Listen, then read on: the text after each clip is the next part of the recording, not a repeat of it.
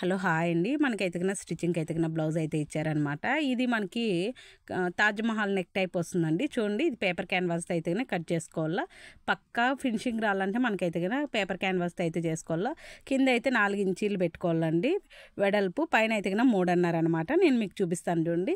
Same మనం ఇట్లా cut చేసుకునేసి ఎక్స్ట్రా అయితే మాత్రం పెట్టుకోవాలా. ఇదైతేగిన ఒక క్లాత్ మీద అయితే స్టిచ్ చేసుకునేయాలనమాట. ఐరన్ కూడా చేసుకోవచ్చు. వద్దనుకున్న వాళ్ళైతే స్టిచ్ చేసుకునేలా. ఇట్లా ఒక క్లాత్ మీద చేసుకునేసి నెక్‌కి అయితే పెట్టుకోవాలా. వాళ్ళు ఇచ్చిన మెజర్మెంట్‌కి సరిపోతుంది. లేదా ఏమైనా ఎక్స్ట్రా ఉంటే పేపర్ క్యాన్వాస్ అయితే కనుక కట్ చేసుకోవచ్చండి.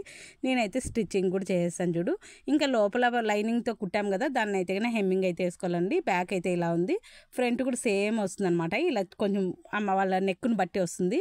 ఇంకా స్లీవ్ అయితే అక్క వాళ్ళు అయితే కనుక బఫ్ పెట్టమన్నారనమాట. చాలా బాగుందండి. ఫ్రంట్ అయితే కనుక ప్రిన్స్ కట్ అయితే వచ్చింది. ఫ్రంట్ ఓపెన్ అయ్యండి. అచ్చుడు పేపర్ క్యాన్వాస్కి హెమ్మింగ్ అయితే వేసుకోవాలా.